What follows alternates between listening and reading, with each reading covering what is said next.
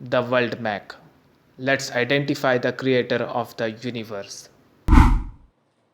हम सभी ने टेक्नोलॉजी की बदौलत मूवीज़ में जानवरों को बातें करते हुए देखा ही है।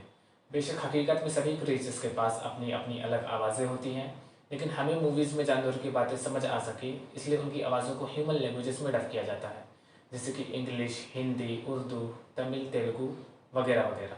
मगर ऐसी मूवीज़ अपने पीछे कुछ सवाल भी छोड़ जाती हैं और हम इस वीडियो में उन्हीं सवालों के जवाबों को जानने वाले हैं। पहला सवाल, हकीकत में वो कौन से क्रिएचर्स हैं जो ह्यूमन लैंग्वेज बोलने का पोटेंशियल रखते हैं और साथ ही साथ उसे समझ भी पाते हैं। दूसरा सवाल, एक क्रिएचर अपने ही जैसे क्रिएचर से किस तरह कम्युनिकेट करता है? कहीं ऐसा तो नहीं कि उनकी आवाज़ ही उनकी अपनी स्पेशल लैंग्वेज होती हो? तीसरा सवाल, दो अलग अलग क्रिएचर्स किस तरह आपस में कम्युनिकेट कर पाते हैं, बात कर पाते हैं? क्रिएचर क्या होता है आपको ना पता हो तो बता दूं कि हम इंसानों को छोड़कर दुनिया में मौजूद हर उस जीव को, हर उस जिंदा चीज़ को जो पैदा होते हैं, खाते पीते बड़े होते हैं और एक दिन मर जाते हैं, जैसे कि जानवर, परिंदे, मछलियाँ, कीड़े मकोड़े वगैरह, इन्हीं को इंग्लिश लैंग्वेज में क्रिएचर कहा जाता है। खैर, अपने पहले सवाल की तरफ बढ़ते। पहला सवाल, हकीकत में वो कौन से क्रिएचर्स हैं जो ह्यूमन लैंग्वेज बोलने का पोटेंशियल रखते हैं और साथ ही साथ उसे समझ भी पाते हैं? बेशक हम सभी के दिमाग में सबसे पहले एक ही क्रीचर का नाम आता है और वो है बोलने वाले तोते, talking bird parrots. Parrot bird हमारी लैंग्वेज कैसे बोल पाते हैं, ये भी एक सवाल है। चलिए देखते हैं। जब हम गूगल पर सर्च करेंगे कि पैरोट्स कैसे बात कर पाते हैं, हाउ डू पैरोट्स टॉक, तब हमें कुछ इस तरह के रिजल्ट मिलेंगे।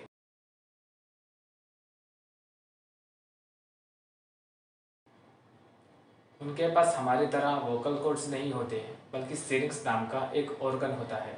मोस्टली उनके बॉडी में ब्रेस्ट यानी सीने के पास मौजूद होता है। कुछ परिंदों के पास ये सिरिंक्स नाम का ऑर्गन नहीं भी होता है, जैसे कि न्यू वर्ल्ड वल्चर नाम का ये परिंदा। ये तो पैरोट्स की बात हुई, लेकिन ऐसे और भी कई जानवर हैं जो ह्यूमन लैंग्वेज बोल पाते हैं।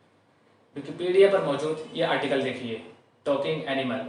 इसमें भी बर्ड्स का जिक्र है कि कैसे एलेक्स नाम का एक ग्रे पैरोट 100 वर्ड्स और कई सवालों को समझ पाता है। इनफैक्ट उसने खुद के बारे में भी एक सवाल किया था। ठीक उसी के नीचे एम किसी नाम का ग्रे पैरोट 900 वर्ड्स जानता है, ग्रामेटिकली बिल्कुल सही सेंटेंसेस भी बना लेता है। फिर और भी जानवर हैं जैसे कि डॉग्स, कैट्स, ग्रे टैप्स यानी बंदरों की प्रजाति, फिर एलिफेंट्स, सीटासिन्स यानी वेल्स और डॉल्फिन्स। यहाँ देखिए ग्रे टैप्स में विकी नाम का एक चिंपांजी मामा, पापा, अप और कप ये 4 वर्ड्स ही बोल पाता है। तो क्या ये सभी जानवर सिर्फ बोल ही पाते हैं या ह्यूमन लैंग्वेज को समझ भी पाते हैं? तो इसका जवाब ये है कि ट्रेनिंग देने पर भी कुछ जानवर कभी नहीं बोल पाते, कुछ सिर्फ बोल पाते हैं और कुछ बोलते भी हैं, समझते भी हैं। इन सभी जानवरों के वीडियोस यूट्यूब पर मौजूद हैं। स्क्रीन पर आप जो आर्टिकल देख रहे हैं इसमें भी जानवरों के बारे में बताया गया है और साथ ही साथ उनके यूट्यूब लिंक्स भी मौजूद हैं। इस आर्टिकल में टॉकिंग बर्ड पैरोट्स का भी वीडियो है, आप जाकर देख सकते हैं। वैसे आपका क्या रिएक्शन होगा अगर मैं ये कहूँ कि बहुत जल्द इस दुनिया में एक बोलने वाला जानवर आने वाला है? जी हाँ दोस्तों, दुनिया के सारे मुसलमान इस बात पर यकीन रखते हैं क्योंकि ये बात कुरान में मेंशन है।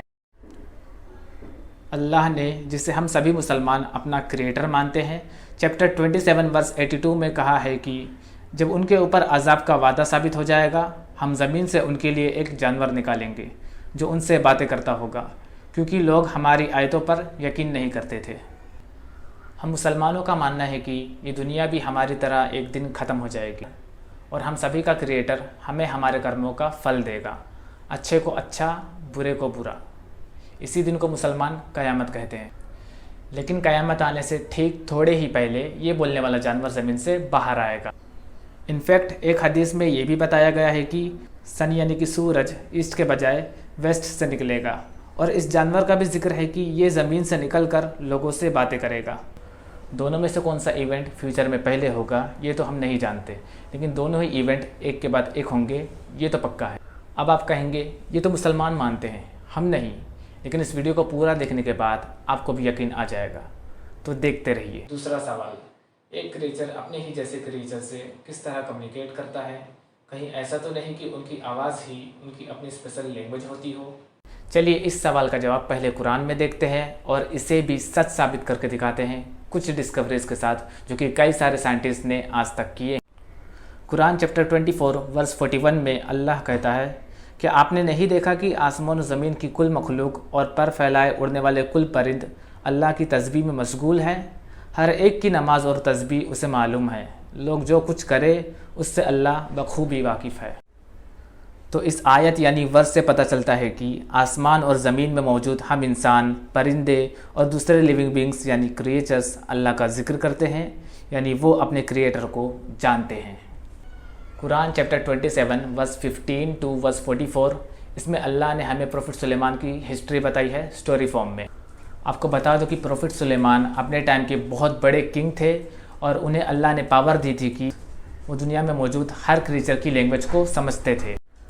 कुरान चैप्टर 27 वर्स 16, हमें पता चलता है कि प्रोफेट सुलेमान प्रोफेट दाऊद के बेटे थे और उन्हें परिंदों की लैंग्वेज आती है।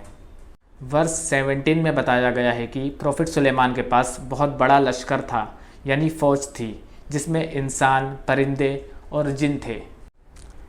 अगर आप जिन क्या होता है नहीं जानते हैं तो आपको बता दूं कि जिन में भी मेल और फीमेल होते हैं। जिनों में भी अच्छे और बुरे लोग होते हैं। अच्छे वाले अल्लाह को मानते हैं इसलिए उन्हें जिन कहते हैं, और बुरे वाले अल्लाह को नहीं मानते हैं इसलिए उनको शैतान और इंग्लिश में शैतन और डेविल भी कहा जाता है। हम सभी ने बहुत सी घटनाओं के बारे में सुना है कि इंसानों को नुकसान पहुंचाने वाली बहुत सी ऐसी एंटिटीज़ होती है जिन्हें हम अपनी आँखों से नहीं देख पाते हैं मगर महसूस कर पाते हैं। इन्हें हम घोस्ट, भूत, चुड़ैल, शैतान और भी अलग अलग नाम से जानते हैं। कई बार ऐसी रियल फुटेजेस भी इंटरनेट पर हमें देखने मिलती हैं जिनमें ये कुछ हद तक वीडियो में कैप्चर हो जाते हैं।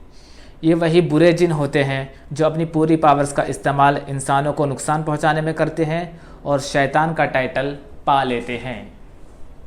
आगे आने वाली वीडियोस में इनके बारे में बात करेंगे। अभी वापस आते हैं अपने टॉपिक पर।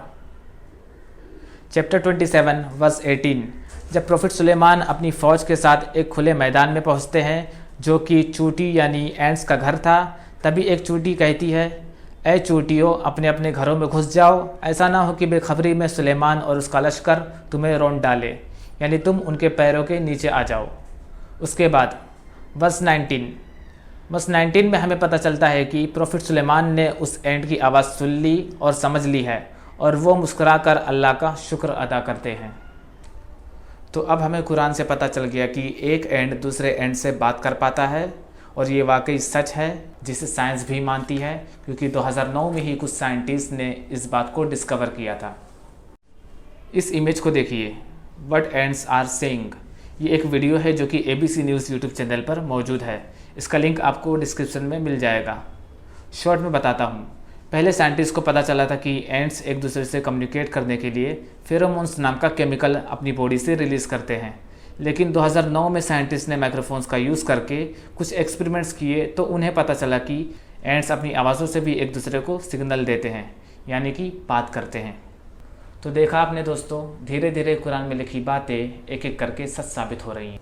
थोड़ी देर पहले हमने देखा कि प्रोफेट सुलेमान ने एंट्स की बात सुनी लेकिन उनसे कोई बात नहीं की थी, लेकिन नेक्स्ट वर्स में हमें पता चलता है कि प्रोफेट सुलेमान ने हुदूद परिंदे से बात की, जिसे इंग्लिश लैंग्वेज में होपू बर्ड भी कहते हैं। चैप्टर 27 वर्स 20, प्रोफेट सुलेमान ने परिंदों की देखभाल की और फरमाने लगे, ये क्या बात है कि मैं हुदूद को नहीं देखता, क्या वाकई वो गैर हाजिर है यानी एब्सेंट है। वर्स 21, यकीनन मैं उसे सख्त सज़ा दूंगा या उसे ज़बा कर डालूंगा या मेरे सामने कोई सरीह दलील बयान करे। इसका मतलब है कि हुपोपोट के पास कोई बड़ा रीज़न होना चाहिए एब्सेंट होने का, वरना उसे सज़ा मिलेगी। वर्स 22, कुछ ज़्यादा देर ना गुजरी थी कि आकर उसने कहा, मैं एक ऐसी चीज़ की खबर लाया हूँ कि तुझे उसकी खबर ही नहीं, मैं सबा की एक सच्ची खबर तेरे पास लाया हूँ। आपको बता दूं कि सबा उस वक्त में एक शहर का नाम था जो कि यमन कंट्री या उसके आसपास में मौजूद था। अब तो ये शहर नहीं रहा, लेकिन ये ज़मीन तो वहीं की वहीं है। वर्स 23 एंड 24, हुदूद परिंदा कहता है, मैंने देखा कि उनकी बादशाहत एक औरत कर रही है जिसे हर किस्म की चीज़ से कुछ न कुछ दिया गया है और उसका तख्त भी बड़ी अजमत वाला है। मैंने उसे और उसकी कौम को अल्लाह को छोड़कर सूरज को सजदा करते हुए पाया। शैतान ने उनके काम उन्हें भले करके दिखलाकर सही राह से रोक दिया है, बस वो हिदायत पर नहीं आते। वर्स 27 एंड 28, सुलेमान ने कहा, अब हम देखेंगे कि तूने सच कहा है या तू झूठा है। मेरे इस खत को ले जाकर उन्हें दे दे, फिर उनके पास से हट आ और देख कि वो क्या जवाब देते हैं। तो यहीं पर प्रॉफिट सुलेमान और हुपोबर्ट की कन्वर्सेशन ख़त्म होती है। अगर आपको कुरान में मौजूद इस रियल स्टोरी को पूरा जानना है तो आप Quran chapter 27 verse 15 to 44 internet पर सर्च करके किसी भी लैंग्वेज में पढ़ सकते हैं। और अगर आप पढ़ने की जगह इसे सुनना चाहते हैं तो आप यूट्यूब पर ही मौजूद ये वीडियो देख सकते हैं। वाक़िया मलिका सबा का by IRC-TV YouTube channel, Islamic research centre television, speaker mister advocate Faiz Syed है। इन्होंने ब्रीफ में सिर्फ 5 मिनट में पूरी स्टोरी को समझाया है। एक बार आपको ज़रूर देखना चाहिए, लिंक आपको डिस्क्रिप्शन में मिल जाएगा। चलिए जल्दी से अपने दूसरे नंबर के सवाल का जवाब इस आर्टिकल के साथ कंप्लीट करते हैं। Applications of science, can animals communicate with each other.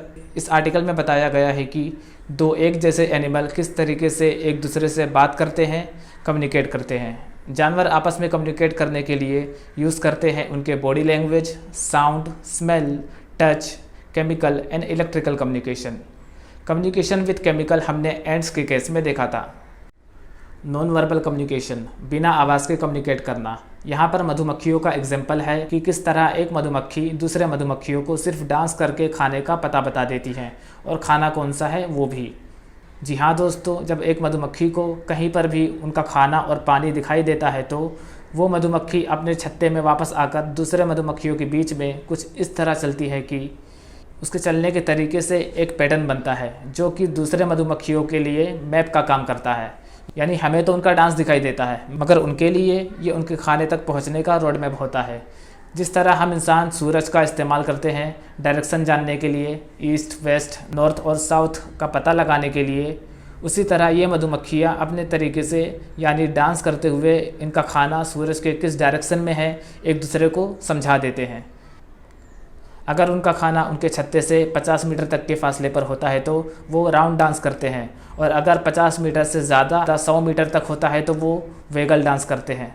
इनका वेगल डांस नंबर 8 की तरह दिखता है। वर्बल कम्युनिकेशन यानी आवाज़ के साथ एक दूसरे से कम्युनिकेट करना, ये हम इंसानों के अलावा भी कई सारे जानवर कर पाते हैं। यहाँ पर इन्होंने प्रेरी डॉग्स का एग्जाम्पल दिया है। नहीं, ये डॉग्स वो वाले डॉग्स नहीं हैं जो आप समझ रहे हैं, बल्कि एक अलग ही जानवर है। कुछ गिलहरियों जैसे दिखते हैं।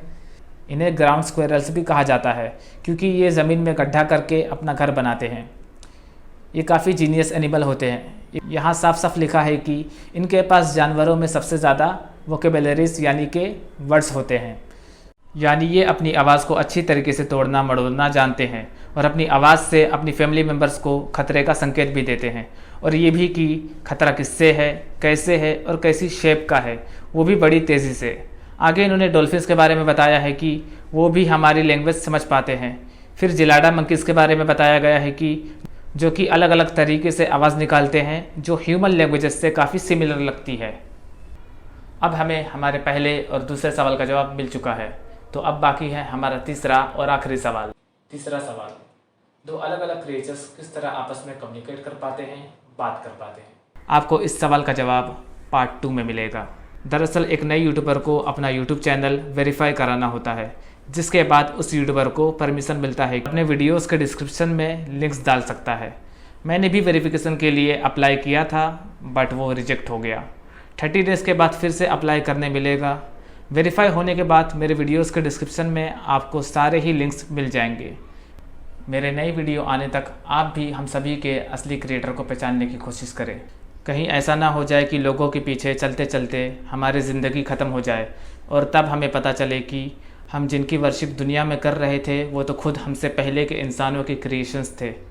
मेरा मानना है कि वर्शिप क्रिएटर की होनी चाहिए, ना कि क्रिएशन की।